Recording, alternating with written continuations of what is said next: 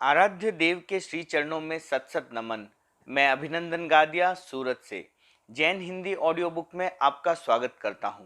अगर आप इस चैनल पर नए हैं तो इसे सब्सक्राइब कर दीजिए और बेल आइकन प्रेस कर दीजिए, जिससे आपको चैनल के नोटिफिकेशन और अपडेट रेगुलर मिलते रहें। जैन हिंदी ऑडियो बुक में आपका स्वागत है। यात्रा एक अकिंचन की। निकाय सचिव। निकाय सचिव पृष्ठभूमि। आचार्यवर विक्रम संवत 2022 का चातुर्मास संपन्न कर हरियाणा पधारे। हिसार में मर्यादा महोत्सव का आयोजन। आचार्यवर ने एक दिन मुझे कहा, तुम संघीय व्यवस्था का कार्य कर रहे हो, सब साधु साध्वियाँ इसे जानते हैं। कुछ व्यक्ति कभी कभी ऊहापोह करते हैं, मुनि नथमल जी आचार्य श्री के पास इतने समय तक बैठकर क्या करते हैं। आचार्यवर ने कहा, इन सब प्रश्नों को समाप्त कर दिया जाए और जो कर रहे हैं उसे क्यों न प्रकट कर दिया जाए। इस चिंतन की परिणति निकाय व्यवस्था में की गई। मर्यादा महोत्सव के अवसर पर आचार्यवर ने मुझे निकाय सचिव के पद पर नियुक्त किया। तेरहवीं शताब्दी के अवसर पर आचार्यवर ने व्यवस्था को नया रूप देने का चिंतन किया था। वह उस समय क्रियान्वित नहीं हो सका। 5 वर्ष के बाद आचार्यवर ने उसे आकार दे दिया। निकाय व्यवस्था उनके अंतर्मानस का स्वर था, इसलिए उसकी क्रियान्विति पर उन्हें अवर्णनीय प्रसन्नता की अनुभूति हुई, जिसका स्वयंभू साक्ष्य है। पंचसूत्रम के अंतिम 2 श्लोक। आचार्याणाम प्रसादेन सर्वेषां पूर्ववर्तीनां नित्यं नवनवोन्मेषो वर्तते शासने महान। जाता स्थिति शुभ निकाय चतुष्टयस्य जाता निकाय सचिवस्य वरा नियुक्तिः जातो महादय महोत्सव संपन्नादानम सम्यक विकास विचयो विजय निश्चय। समीचीन व्यवस्था के लिए प्रयोग। आचार्यवर ने साधु साध्वियों की समीचीन व्यवस्था के लिए अनेक प्रयोग किए। उन प्रयोगों के पीछे एक चिंतन था, एक अपेक्षा थी। उस चिंतन का स्वयं आचार्यवर ने अपनी लेखनी से अंकित किया है। सन 1964 में लाडनू मर्यादा महोत्सव के अवसर पर साध्वी समुदाय की व्यवस्था में एक परिवर्तन किया गया। उस समय तक साध्वियों की व्यवस्था का संबंध मुख्यतः साध्वी प्रमुखा से था। मैंने चिंतन पूर्वक उस दायित्व को 3 भागों में विभक्त कर दिया। प्रवर्तन विभाग, व्यवस्था विभाग और साधना शिक्षा विभाग। वह प्रयोग केवल 1 वर्ष के लिए था। निर्धारित कार्यकाल संपन्न होने पर सन 1965 के जोधपुर प्रवास में उन विभागों की व्यवस्था संभालने वाली साध्वियों ने अपने अपने दायित्व का समर्पण कर दिया। प्रायोगिक रूप में वह व्यवस्था चलती रही। सन 1966 का मर्यादा महोत्सव हिसार था। 1 वर्ष का समय पूरा होने पर 22 जनवरी को फिर से दायित्व के प्रत्यर्पण का प्रसंग उपस्थित हो गया।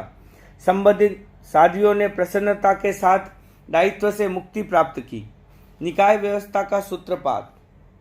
हर प्रयोग की कुछ अच्छी निष्पत्तियां आती हैं तो उसमें कुछ कमियां भी रह जाती हैं। कमियों को दूर करने और उपलब्धियों को बढ़ाने के लक्ष्य से किए जाने वाले प्रयोगों में परिष्कार और परिवर्तन का पूरा अवकाश रहता है। रूढ़ता विकास में बाधक है तो प्रवाहपातिता में लक्ष्य के विस्मृत होने की संभावना रहती है। इस स्थिति में चिंतन पूर्वक किए गए प्रयोग कुछ विशेष परिणाम ला सकते हैं। यह धारणा हमारी प्रयोग धार्मिकता का आधार रही है। साध्वियों में नई व्यवस्था के सूत्रपात का प्रमुख कारण था उनकी संख्या का विस्तार। साधुओं की संख्या बहुत अधिक नहीं है, फिर भी धर्म संघ में चल रही अनन्यान गतिविधियों का संचालन करते हुए उनके सर्वांगीण विकास के लिए पर्याप्त समय निकाल पाना कठिन हो रहा है। अनुव्रत और यात्राओं के कारण हमारा संपर्क भी बहुत बढ़ गया है। सारी स्थितियों का आकलन कर मैंने चिंतन किया कि साध्वियों की पूर्व व्यवस्था को स्थगित करके एक नया प्रयोग किया जाए। वह प्रयोग साध्वियों और साधुओं दोनों के लिए हो। इस विषय में कुछ साधुओं के साथ चर्चा की और उसकी रूपरेखा तैयार कर ली। उस सुचिंतित प्रयोग की क्रियान्विति के फलस्वरूप धर्म संघ में 4 निकाय स्थापित किए गए। साधना निकाय, शिक्षा निकाय, साहित्य निकाय और प्रबंध निकाय। निकाय सचिव की नियुक्ति। साधु साध्वियों की एक विशेष गोष्ठी में निकाय व्यवस्था की जानकारी देते हुए उन्होंने कहा, चारों निकायों का संबंध मूलतः मेरे साथ रहेगा। इसके लिए मैं कुछ ऐसे व्यक्तियों को नियुक्त करूंगा जो मेरे कार्य को सुगम बना सके। वे अपने अपने निकाय के व्यवस्थापक व व्यवस्थापिका कहलाएंगे। चारों निकायों के लिए एक व्यक्ति सचिव का काम करेगा, उसे निकाय सचिव कहा जाएगा। निकाय सचिव के रूप में आज मैं मुनि नथमल जी को नियुक्त करता हूँ। इस नियुक्ति से पहले भी ये काम करते रहे हैं। मैंने जब कभी और जिस किसी भी काम को करने का निर्देश दिया, इन्होंने पूरे मनोयोग से उसका पालन किया। अब मैं चाहता हूं कि ये इस नए दायित्व को अपनी जिम्मेदारी समझकर निभाएं। आज एक नियुक्ति मैंने कर दी है, अन्य नियुक्तियां यथा समय कर दी जाएगी। यह सब कार्य मैंने अपनी अंतर्भावना से किया है। तृतीय आचार्य ऋषि राय के शब्दों में औरा ने जस है नहीं। नई व्यवस्था के बारे में आगे उन्होंने कहा, गत वर्ष तक ऐसी कोई व्यवस्था करने का ध्यान नहीं था। अब मैं महसूस करता हूँ कि काम बढ़ रहा है। महोत्सव के समय व्यस्तता और अधिक हो जाती है। वार्षिक विवरण पढ़ने में भी काफ़ी समय लग जाता है। व्यक्तिगत प्रेरणा और प्रोत्साहन देने के लिए भी समय की अपेक्षा रहती है। इसी प्रकार शिक्षा, साधना, वस्त्र, पात्र, गोचरी आदि सभी व्यवस्थाओं के संपादन में एक व्यक्ति पर बहुत भार आ जाता है। सारे कार्य सुव्यवस्थित रूप से चलते रहे, इसी दृष्टि से मैंने उपयुक्त व्यवस्था की है। निकाय व्यवस्था का प्रयोजन। आचार्यवर ने निकाय व्यवस्था के प्रयोजन पर प्रकाश डालने के लिए साधु साध्वियों की गोष्ठी बुलाई। गोष्ठी को संबोधित करते हुए उन्होंने कहा, हम प्रायोगिक युग में जी रहे हैं। प्रगति के लिए प्रयोग बहुत महत्व रखता है। मैंने अनेक प्रयोग किए हैं, मैं उनसे निराश नहीं, आश्वस्त हूँ। हमारे धर्म संघ में एक नेतृत्व रहा है और रहेगा। फिर भी समय समय पर सुगमता के लिए कुछ व्यवस्थाएं आवश्यक हो जाती हैं। जयाचार्य ने अपने युग में पंचों की व्यवस्था की थी। आज हमारे धर्म संघ में प्रवृत्तियां बहुत बढ़ गई हैं। उनका संचालन कोई वज्र ऋषभ नाराज वाला ही अकेला व्यक्ति कर सकता है। साध्वियों की वर्धमान संख्या हमारे सामने है। इतनी साध्वियों की सभी व्यवस्थाएं एक साध्वी कर सके, यह बहुत कठिन है। इस कार्य में अनेक व्यक्तियों का दायित्व सहयोग मिले, इस दृष्टि से यह नई व्यवस्था की गई है। इस विषय में साधु साध्वियां पूर्ण आश्वस्त रहे, इससे हमारे पूर्व क्रम में कोई अंतर नहीं आने वाला है। निकाय व्यवस्था के बारे में संबोध देने के पश्चात आचार्यवर ने 4 निकाय व्यवस्थापकों को नियुक्त किया। साधना निकाय मुनि मिठालाल, साध्वी राजीमती। शिक्षा निकाय मुनि दुल्हराज, साध्वी मंजूला। साहित्य निकाय मुनि चंदनमल जी, साध्वी कान कुमारी जी, सरदार शहर। प्रबंध निकाय मुनि दुलीचंद जी दिनकर, साध्वी संघमित्रा। मर्यादा महोत्सव संपन्न कर आचार्यवर डाबड़ी राजस्थान पधारे। मैंने चारों निकायों की प्रथम गोष्ठी आयोजित की। सभी व्यवस्थापक साधु साध्वियों में उत्साह देखा और कार्य करने की भावना। नया प्रयोग और प्रतिक्रिया। निकाय व्यवस्था एक नया प्रयोग था, प्रतिक्रिया स्वाभाविक थी। मेरे मन में कोई प्रतिक्रिया नहीं थी और मुझे कुछ भी नया नहीं लग रहा था। जो निकाय सचिव को करना था वह मैं पहले ही कर रहा था। इतना अंतर अवश्य था कि पहले जो कर रहा था वह सबको ज्ञात नहीं था। निकाय सचिव की नियुक्ति के बाद जो करना है वह सबको ज्ञात हो गया। आचार्यवर ने इस पर विस्तार से लिखा है। मुनि नथमल जी को निकाय सचिव बनाने के बाद साधुओं की ओर से काफ़ी प्रतिक्रियाएं सामने आई, पर धीरे धीरे सब शांत हो गई। धवल समारोह के अवसर पर मुनि बुद्धमल जी को साहित्य परामर्शक और मुनि नगराज जी को अनुव्रत परामर्शक के रूप में नियुक्त किया गया था। तब से मुनि नथमल जी को भी कुछ विशिष्टता देने की इच्छा थी, पर इस विषय में सदा इनकी अनिच्छा रही। वैसी स्थिति में इन्हें किसी पद पर स्थापित किए बिना ही मैं इनसे काम लेता रहा। इस बात को लेकर भी कुछ साधुओं में आशंका का वातावरण बराबर बना रहा। पता नहीं इन्हें कब कौन सा पद देंगे, इस आशंका पर कुछ प्रश्न उठते रहे। भय और आतंक की बातें भी सामने आती रही। मैं सब कुछ सुनता रहा। आखिर सोचा कि कुछ व्यक्ति अकारण ही संदिग्ध रहते हैं तो मुझे कुछ कर देना चाहिए। मुझे आचार्यवर का अनुग्रह प्राप्त था। उससे अधिक कोई भी वस्तु मेरे सामने नहीं थी जिसकी मैं कामना करूं। मैं अपना कार्य करता रहा, उसके साथ आचार्यवर के प्रति पूर्ण श्रद्धा और समर्पण भाव भी विकसित होता रहा। संतोष परम सुखम, यह मंत्र भी मेरे हृदय में रमता रहा। मेरी ओर से न कोई मांग थी और न कोई अपेक्षा, फिर भी आचार्यवर मुझे कुछ न कुछ देने की सोचते रहे। यह उनकी अपनी उदात्त भावना है। मनोमंथन आचार्यवर का इस विषय में जो मनोमंथन चल रहा था उसे आप उन्हीं की भाषा में पढ़ें। कुछ करना है, इस मानसिकता के बाद क्या करना है, चिंतन का ये सिलसिला शुरू हुआ। एक सुझाव आया कि मुनि नथमल जी को महामंत्री बना दिया जाए। दूसरे सुझाव का संबंध उपाध्याय पद से था। मुझे दोनों ही शब्द नहीं जचे। मैं कोई नया शब्द गढ़ना चाहता था। सोचते सोचते निकाय व्यवस्था और निकाय सचिव शब्दों पर ध्यान केंद्रित हुआ। 2-3 व्यक्तियों के साथ इस विषय में विचार विमर्श किया। एक प्रश्न उपस्थित हुआ कि ऐसा करने से कुछ संतों में इसकी तीव्र प्रतिक्रिया नहीं होगी क्या? इस प्रश्न के समाधान में मैंने 2 बातें कही। पहला, अमुक कार्य करने से प्रतिक्रिया होगी, इस भय से वह नहीं करना भीरुता है। दूसरा, जो काम करना है वह यैन कैन प्रकरण करना ही है, ऐसा सोचना एक प्रकार का व्यामोह है। उक्त दोनों स्थितियों से ऊपर उठकर सोचा, कुछ करना आवश्यक एवं उपयोगी लगा। इसी आधार पर निर्णय लिया। निर्णय की क्रियान्वयन होनी ही थी। शेष सब कुछ ठीक रहा। डाबड़ी में चारों निकाय की व्यवस्था होने के बाद प्राय भ्रांतियां समाप्त हो गई। कुल मिलाकर वातावरण अच्छा रहा। सुरक्षित है एक नेतृत्व की परंपरा।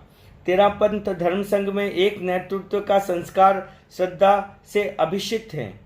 उसके श्रेयस्कर परिणामों से पूरा धर्म संघ परिचित है। इस परंपरा को बदलने की मानसिकता किसी की भी नहीं है। इसलिए नई व्यवस्था के प्रति ऊहापोह होना स्वाभाविक है। अग्रगणी की व्यवस्था संघ में प्रारंभ से ही चल रही है। उसका कार्यक्षेत्र सीमित है। वह बहिर्विहार में आचार्य का प्रतिनिधित्व करता है और अपने सहवर्ती साधु साधियों की संयम साधना में सहयोग करता है तथा निर्दिष्ट क्षेत्रों में संघीय दायित्व का निर्वाह करता है। निकाय सचिव का कार्यक्षेत्र बहुत व्यापक है। उसका संबंध सभी साधु साध्वियों तथा पूरे संघ से है। इसलिए निकाय सचिव की व्यवस्था तर्कणीय बन गई। इस विषय में आचार्यवर का विभज्यवादी दृष्टिकोण बहुत ही महत्वपूर्ण है। निकाय सचिव की नियुक्ति के बाद साधुओं में एक ऊहापोह था। हमारे संघ में सदा एक आचार्य ही अधिकारी रहे, इसी में लाभ रहा है। हम अनेकाधिकार नहीं चाहते। निकाय सचिव के क्या अधिकार हैं हम नहीं जानते। हमारा अपना मंतव्य है कि संघ में अधिकृत एक आचार्य ही रहने चाहिए। साधुओं की यह भावना मेरे पास पहुंची। मैं जानता था कि मुनि नथमल जी के प्रति प्राय सबकी अच्छी आस्था है। फिर भी नेतृत्व के संदर्भ में वे संघ को आचार्य केंद्रित ही चाहते हैं। ऊहापोह की स्थिति को समाप्त करने के लिए मैंने अपनी ओर से एक स्पष्टीकरण देते हुए कहा, साधु साधियों के मन में एक नेतृत्व की जो भावना है उसकी मैं कद्र करता हूँ और ये विश्वास दिलाता हूँ कि आचार्य का नेतृत्व पूर्ण सुरक्षित रहेगा। आप सब लोग निश्चिंत रहें। केवल कार्याधिक्य को लेकर निकायों की व्यवस्था की गई है। बिना उत्तरदायित्व कार्य व्यवस्थित नहीं होता। अतएव निकाय सचिव का पद रखा गया है। इनके मुख्य कार्य होंगे निकायों का पथ दर्शन करना, योजनाबद्ध कार्य संचालन करना, सब निकायों के कार्य का संकलन करना। मेरे साथ सीधा संबंध निकाय सचिव का रहेगा। निकाय व्यवस्था में व्यवस्थापकों की नियुक्ति व्यापक दृष्टिकोण से की गई है। संघ की मौलिक मर्यादाओं पर इस व्यवस्था का विपरीत प्रभाव नहीं होगा। इसलिए सब साधु साध्वियां पूर्ण रूप से निश्चिंत रहें। कुछ समय बाद मुझे ज्ञात हुआ कि निकाय व्यवस्था को लेकर प्राय सबके मन संतुष्ट हैं। अनुव्रत शिविर। डाबड़ी से आचार्यवर ने सरदार शहर की ओर प्रस्थान किया। मुझे अनुव्रत शिविर का संचालन करना था, इसलिए दिल्ली जाना पड़ा। वह हमारे धर्मसंघ का पहला सार्वजनिक शिविर था। अनुव्रत शिविरों की सीमा में आज भी वह अंतिम बना हुआ है। उसमें लगभग 250 व्यक्ति भाग ले रहे थे। जैनेन्द्र जी, दादा धर्माधिकारी, गोपीनाथ, अमन, मोहनलाल कठोतिया, रामेश्वर ठेकेदार आदि दिग्गज व्यक्ति भी सहभागी थे। यशपाल जैन, कविवर हरिवंश राय बच्चन, मोरारजी भाई देसाई, श्रीमन नारायण आदि अनेक साहित्यकार, पत्रकार, राजनेता समय समय पर सहभागी बनते थे। 4 सप्ताह का शिविर सफलता के साथ संपन्न हुआ। एक बार श्रीमन नारायण ने कहा, मैं अनुभव कर रहा हूँ कि यहाँ से निकलने वाला अध्यात्म का स्वर पूरे विश्व को प्रभावित करेगा। मुझे आश्चर्य होता है कि अनुव्रत शिविर में जैनेन्द्र और दादा धर्माधिकारी जैसे दिग्गज व्यक्ति मुझे घंटों तक सुनते। उस शिविर में मानवीय संबंधों और पारस्परिक व्यवहारों पर विस्तार से चर्चा की। मुनि सुखलाल जी और मुनि श्रीचंद जी उसे विस्तार से लिखने में काफ़ी हद तक सफल रहे। मेरा मन, मेरी शांति पुस्तक इसी शिविर का प्रतिफलन है। मुझे अनुभव हुआ कि अध्यात्म की चर्चा में रस है। यदि उसका समीचीन प्रतिपादन और प्रयोग हो तो आध्यात्मिक व्यक्ति दूसरों को भी सरस बना सकता है। साध्वी राजमती आदि साध्वियाँ भी अनुव्रत शिविर में सहभागी थी। अध्यात्म साधना केंद्र के पास भूमि थी पर भवन नहीं था। शिविर के सहभागी तंबुओं में रहे। हम लोग छोटा सा छप्पर था, उसमें रहे। ऐसा लग रहा था कि मुक्त आकाश सबके मन को मोह रहा था। विदेश यात्रा के लिए प्रार्थना। दिल्ली से प्रस्थान कर हमने सरदार शहर की और आचार्यवर के दर्शन किए। उस दिन जैनेन्द्र जी, मोहनलाल कठोतिया, गोपीनाथ अमन आदि अनेक गणमान्य व्यक्ति आए। उन्होंने प्रवचन के मध्य आचार्यवर से प्रार्थना की, आचार्यवर, आपने मुनि नथमल जी को निकाय सचिव के पद पर नियुक्त किया है। यह पद आप किसी दूसरे मुनि को दे और मुनि नथमल जी को विदेश यात्रा की अनुमति दे। वहाँ अध्यात्म की बहुत ज़रूरत है। इनके द्वारा अध्यात्म का बहुत अच्छा कार्य हो सकता है। आचार्यवर ने उनकी प्रार्थना सुनी और कहा, आपका प्रस्ताव बहुत अच्छा है, पर विदेश यात्रा जैन मुनि के लिए संभव नहीं है। निकाय सचिव व्यवस्था पत्र। विक्रम संवत 2023 आसोज कृष्णा 14 बाठिया भवन बिदासर में आचार्यवर की सन्निधि में साधु साध्वियों की गोष्ठी हुई। उसमें मुनि दुल्लराज जी ने एक पत्र का वाचन किया। उसमें निकाय सचिव के पद की गरिमा का उल्लेख था। जैसे निकाय सचिव समुच्चय के कार्य एवं बोझ से मुक्त रहेंगे, स्थान में क्रम से मुक्त रहेंगे, समुच्चय में रहेंगे, जहाँ भी रहेंगे आज्ञा आलोचना का अधिकार उनका रहेगा, आचार्य की अनुमति के बिना भी ये बहनों को सेवा करवा सकेंगे, आदि आदि। विसर्जन निकाय सचिव पद का। मैं धर्म संघ के साधु साध्वियों के विकास के लिए चिंतन करता रहता था। निकाय सचिव का दायित्व आने पर कुछ विशेष हुआ ऐसा मुझे प्रतीत नहीं हुआ। वह प्रकृति प्रदत्त दायित्व के साथ वैसे ही मिल गया जैसे दूध में चीनी। 4 वर्षों के बाद हैदराबाद मर्यादा महोत्सव के अवसर पर मैंने निकाय सचिव पद का विसर्जन कर दिया।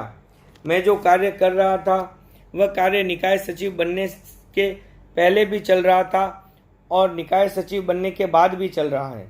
परिवर्तन के क्षणों में भी अपने आप में अपरिवर्तन की ही अनुभूति कर रहा था। डायरी में इसका विस्तृत वर्णन उपलब्ध होता है। मर्यादा महोत्सव के दिन अनेक साधु साध्वियों ने कविता, मुक्तक, वक्तव्य, गीत और आदि विद्याओं में आचार्य भिक्षु के प्रति श्रद्धांजलि समर्पित की और मर्यादा महोत्सव के महत्व को उजागर किया। वक्ताओं में मुनि नथमल जी भी थे। पिछले 4 वर्षों से वे निकाय सचिव के पद पर कार्य करते थे। अपने वक्तव्य में इस विषय की चर्चा करते हुए उन्होंने कहा, हिसार महोत्सव पर 4 निकायों की व्यवस्था की गई थी और मुझे निकाय सचिव के रूप में नियुक्त किया गया था। इस नियुक्ति की पृष्ठभूमि में लंबी कार्य श्रृंखला थी। बहुत वर्षों तक मैं बिना किसी जिम्मेदारी के आचार्य श्री के आदेशानुसार कार्य करता रहा। इस दायित्व को निभाने में भी मैं सदा सतर्क रहा हूँ। अपनी बात को दूसरा मोड़ देते हुए मुनि नथमल जी ने कहा, कई वर्षों से मेरा मन साधना के विशेष प्रयोग करने के लिए उत्कंठित है। कार्यबहुलता के कारण मैंने इस दिशा में पर्याप्त समय नहीं लगा पाया। अतः मैं चाहता हूँ कि मुझे निकाय सचिव के पद से मुक्त किया जाए ताकि मैं अधिक से अधिक समय इस दिशा में नियोजित कर सकूं। आप कृपा कर मुझे अवसर दें। आपकी कृपा से ही मैं अपने लक्ष्य को प्राप्त कर सकूंगा। मुनि नथमल जी की प्रार्थना मुझे अटपटी सी लगी। जिस युग में बहुत लोग पद प्राप्ति और उसकी सुरक्षा के लिए सतत प्रयत्नशील रहते हैं, उस युग में पद मुक्ति की बात आश्चर्य जैसी है। साधना के विशेष प्रयोगों का जहाँ तक प्रश्न है, उससे मेरी असहमति नहीं है। मैं स्वयं चाहता हूँ कि संघ में साधना का विशेष विकास हो। इन वर्षों में कुछ विकास भी हुआ है, किंतु उससे मैं पूर्ण संतुष्ट नहीं हूँ। साधना में उत्कर्ष लाए बिना अध्यात्म के दीप को प्रज्वलित नहीं रखा जा सकता। कोई साधक विशेष साधना करे, यह अच्छी बात है। निकाय सचिव का दायित्व संभालते हुए भी साधना की जा सकती है, पर मुनि नथमल जी की विनम्रता और समर्पण को देखते हुए मैंने उनका आग्रह भरा अनुरोध स्वीकार कर लिया। उनकी पद मुक्ति के साथ ही उनके सहयोगों को अपने आप ही मुक्ति मिल गई। फिर भी हमने निकाय व्यवस्था को सदा के लिए स्थगित नहीं किया। अपेक्षा होने पर उसे पुनः सक्रिय किया जा सकेगा। ओम अरहम।